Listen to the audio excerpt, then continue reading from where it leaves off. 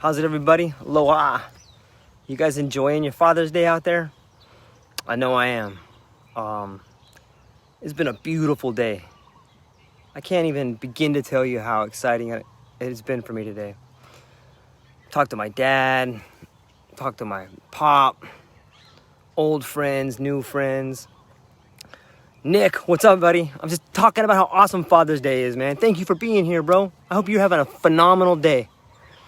So, I had some things happen to me last night, like nothing crazy, but like some new insights that I kind of wanted to share with everybody because Libby, I love you, lady. Send my love to the family. Tell Neil happy Father's Day. So I had this insight last night about this whole situation. You know, just everything going on in the world right now. Like this seems like a little bit chaotic. And the first thing that you have to understand, what's up, Tom? The first thing everybody has to understand is that it has to be this way.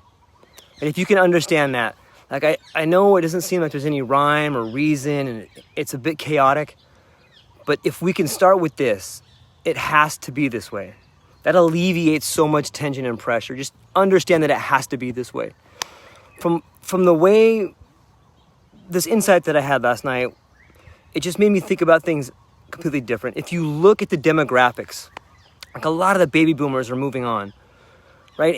And for some of us like me, that means my parents are baby boomers and they are entering this phase of life where, you know, they are understanding their own mortality. They are getting on board the mortality experience. And it's, you know, it's tough. It's tough for all of us. Those of us who have been close to death or seen people we love pass away, we truly understand. And if you haven't been touched by someone you love passing away, get ready because it'll definitely happen to you. So I don't want to get too far ahead of myself. If we understand that the largest group of people on the earth, the baby boomers, are moving on to the next level, that means so is their ideas. Their ideas have run the world for so long, and they did the best they could. You know, if you look at some things we look at like corporate greed, or we look at this idea of everybody should have a big house and a SUV and a boat and go to the river. Like these are all lofty goals and they're awesome, but those are ideas that belong to the last few decades. And what we're seeing now is it's a rebirth. It's a rebirth of our society.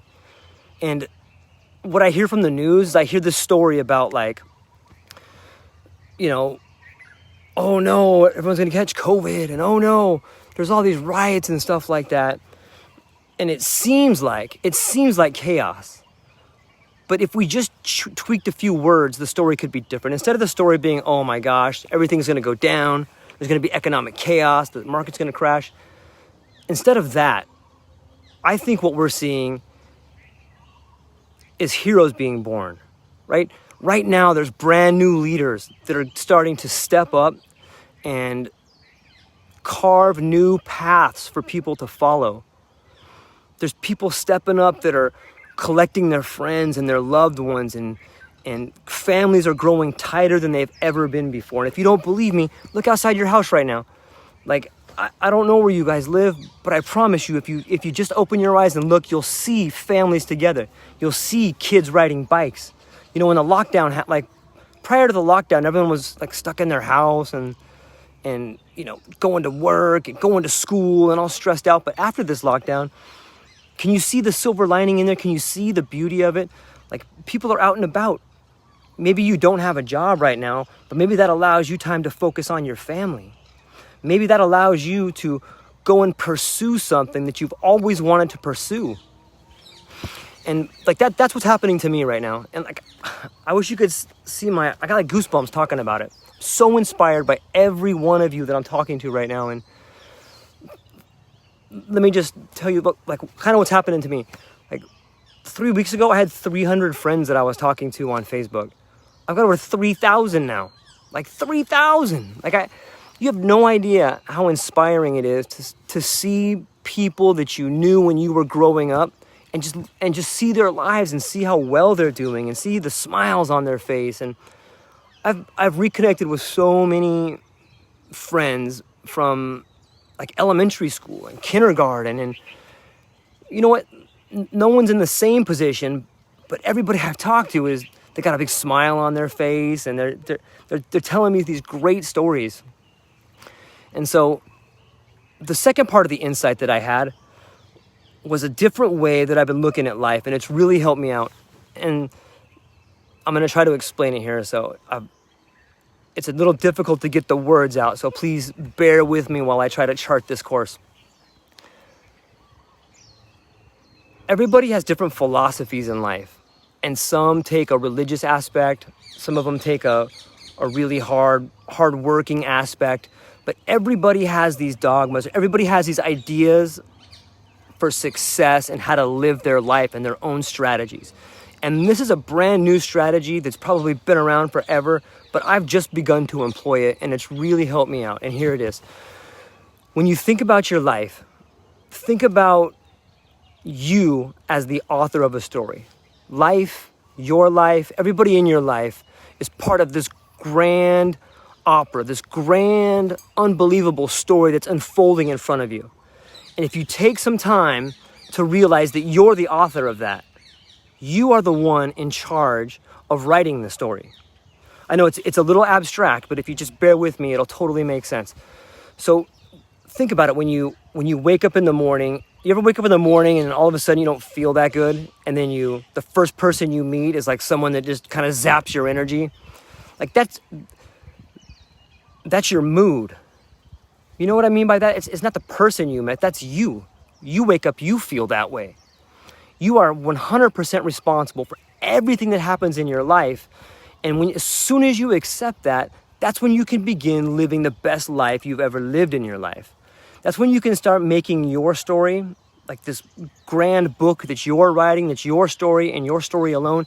You can start putting in these poetic metaphors, and you can start putting in these beautiful slices of life that you remember forever. And then once you start doing that, you can start doing it for other people. You can start showing other people, hey, here's a little thing that I did that made my life awesome. And then you go and you do it for them, and you show them how to do it. I'm not sure that came out exactly the way it was in my head, as clear as it was in my head. Awesome, Mom. You have no idea. I love you. Like, if you put your hands out like that much, like there's not even enough words to describe how much I love you, Mom. My entire family, I was sitting here thinking today about my whole family and just how lucky it had to be. You know, I was talking to my dad today, and he was telling me a story. This is kind of what got me going, is that, like, he's facing mortality. Like, he just put his my grandparents, my father has spent a lot of time with his parents who are getting really old, to the point where they can't take care of themselves anymore. And as my dad was taking care of them, you know, I could see some changes in him begin to happen. And it made him contemplate his mortality. And as I would talk to him, I could see him having questions. And the questions he was having was like, oh my gosh, this is gonna be me pretty soon. Pretty soon it's gonna be me going here. Pretty soon it's gonna be me that can't take care of myself. And then he started saying things like, you know, George, I've always tried to do my best. And I had to stop him right there. I go, Dad, I see what's happening. I see it. You're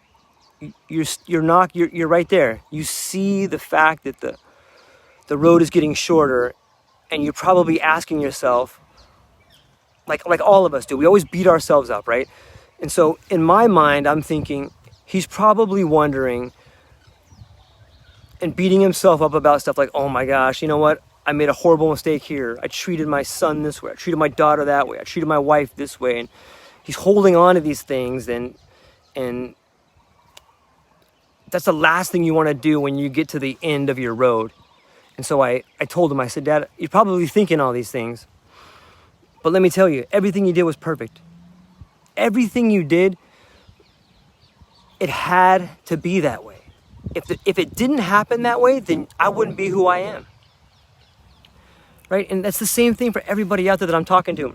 Like when you see adversity, or you think some bad things are happening to you, and they are bad and they are tragic, but it has to be that way. Those are lessons that you have to learn. And if you can look at life from that angle, if you can look at it and understand that these tragedies or this chaos in your life that you think is so self-destructive and gonna ruin you forever, that's gonna be the very one thing that makes you the strongest.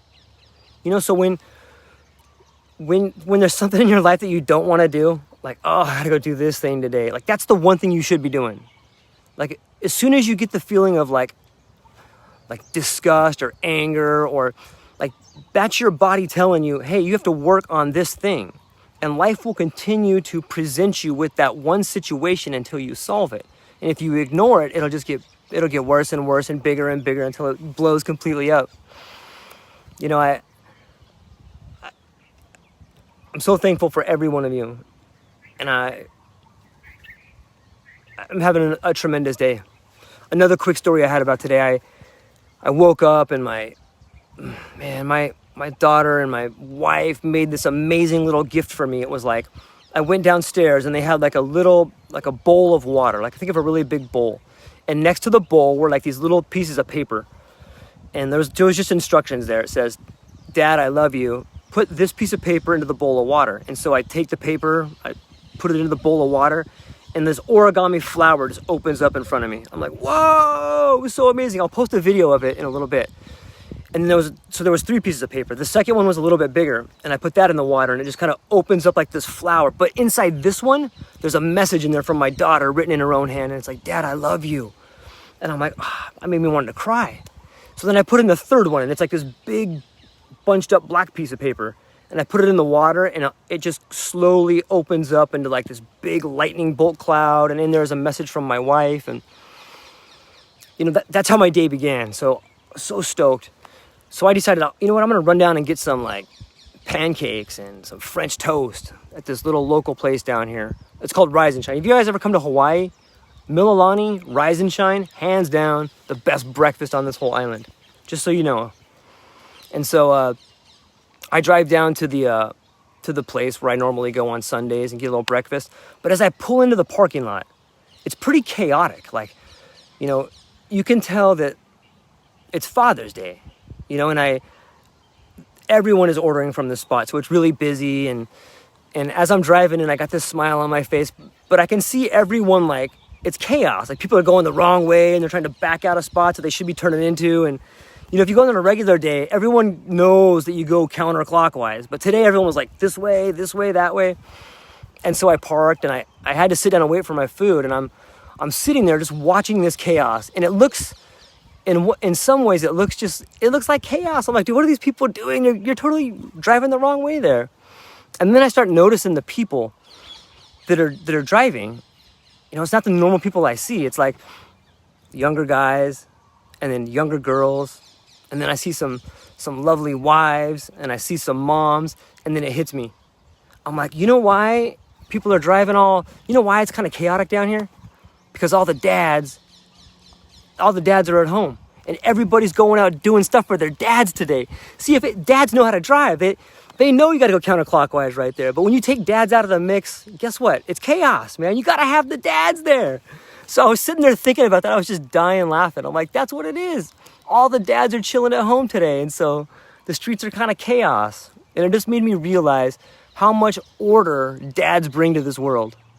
And, you know, I know I say it a lot, but I love every one of you. And to the people I've talked to lately, my old friends and my new friends and the friends I'm going to make, man, thank you.